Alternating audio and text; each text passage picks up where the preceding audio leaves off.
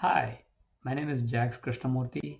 I'm the CTO at Object Edge, a San Francisco Bay Area based digital consultancy helping manufacturing enterprises with digital transformation, workflow automation, and AI adoption. We focus on business outcomes for our customers than just the technology implementations. We are also partners with Palantir, and we have been helping customers adopt Palantir with pilots to showcase the value that Palantir platform can deliver to our manufacturing customers. Hi, what I'm going to show you today is how Object Edge uses Palantir internally for our efficiency and productivity on our day-to-day life cycle with respect to software development. So in the life cycle of our customer projects, our sales team works with our customers to get a set of requirements, maybe some documents, diagrams, and things like that. Along with that, there are a lot of meeting transcripts that happen with the client. And those things are all placed in a Google Drive folder, and typically something like this that you see here. And I've created a customer called Acme, and that they have some documents. There's some communications that has happened with them. Those documents are over here.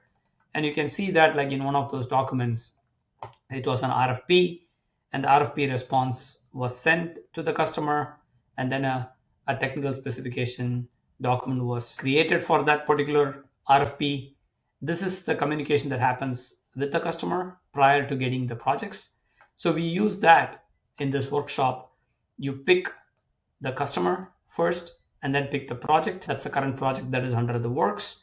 And you also pick the files that you want to work with. And you can see that the same documents, it's integrated with Google Drive that I showed you before using our Google connector that we have built with Palantir. And you can pick these documents and then generate a brief, a project brief on exactly what our team should be using. So let's go here, cancel this. And the product brief for this demo purposes was already generated. What I wanted to showcase is that not only it generated the overall brief, but it also has like a higher level, the warning symbols that you see, which are all very important for somebody, an analyst who look at this and then work on those items. So you can see that like, a list of things.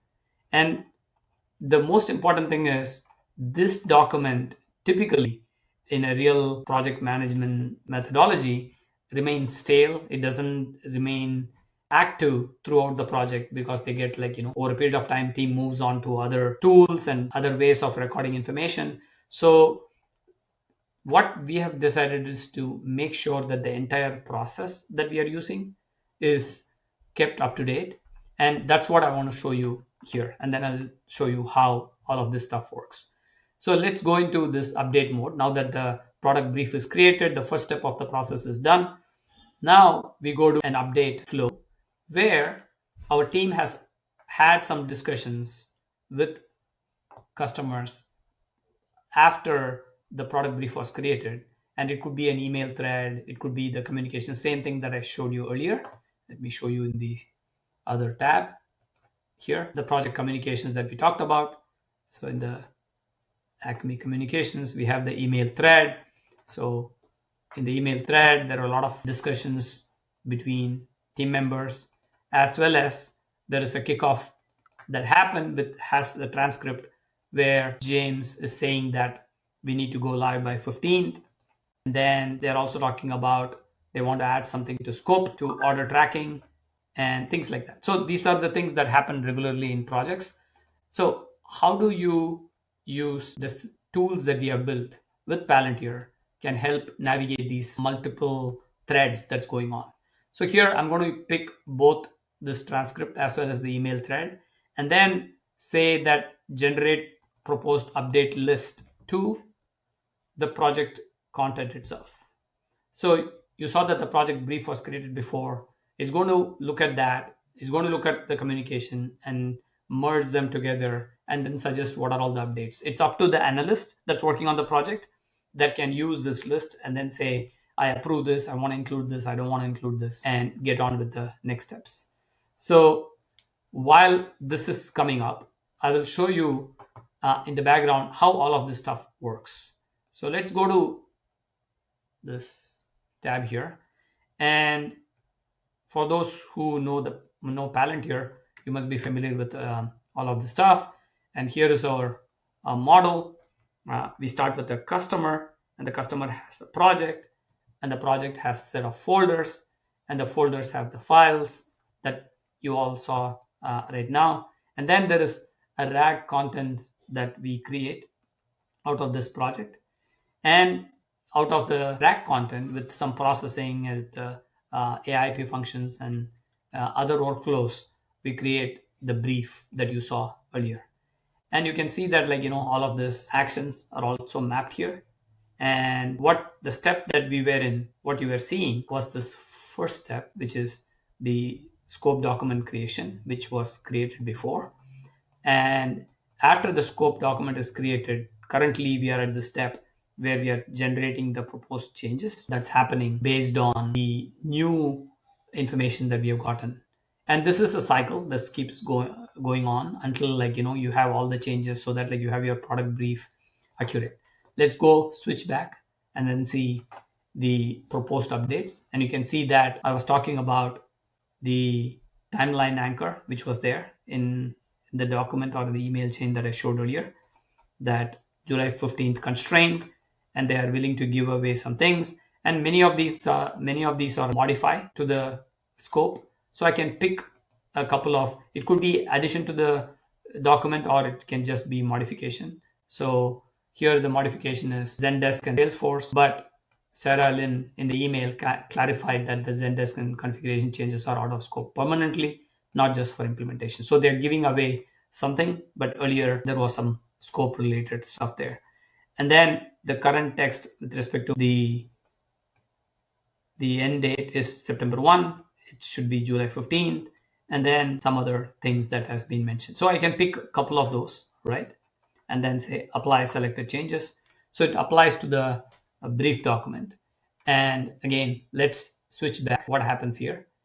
So when I click here, my browser is slow. So you can see that the changes that is proposed, that in the end are all applied.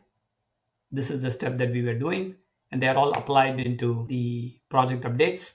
Once they are all applied, you can go to the next step of generating a plan and all that stuff.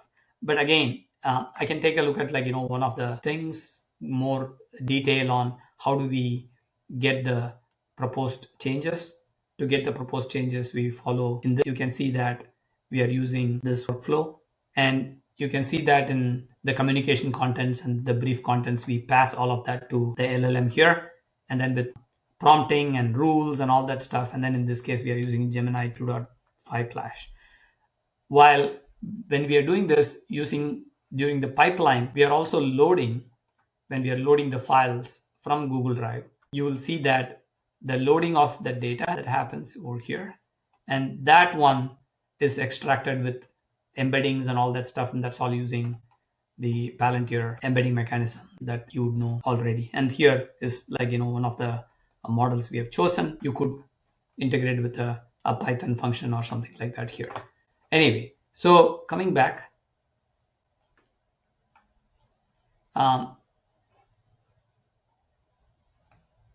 so you can see that these are the accepted changes. It's going to update the brief document. And let's see, once this is updated, like I said, the step that we were on is to accepting those modifications that was suggested and then updating the brief document so that everything remains current. And that's what we are doing here. So once that is done, we'll go back to the workflow here again.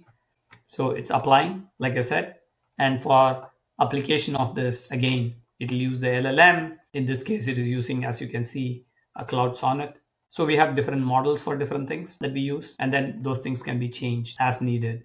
And once this is applied, the documents get generated, and hopefully it is done now. Let's see where it is in the process. You can see that the document is updated and the changes should be here, and we can look for the July. So line anchor with respect to the document itself. All of this was updated in our document, and accordingly it has to create the plan. That was the first step. And once this is done, once I save this, can go back to the project console, and in the project console, as a next step to aid our project teams, we have also implemented something called as a task management here. So if you click on task, so I can create the generated brief, because you see that these things are already selected, and then we can generate the list of tasks. Again, this is another flow as it is doing this,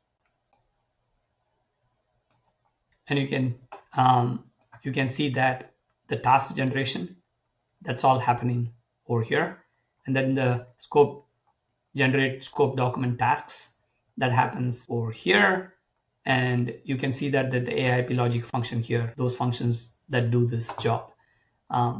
We can go into the detail of what every function does here, but you get the general idea of how the AIP functions along with LLM, along with the embeddings that we have done, bring all of this together and aggregate that information.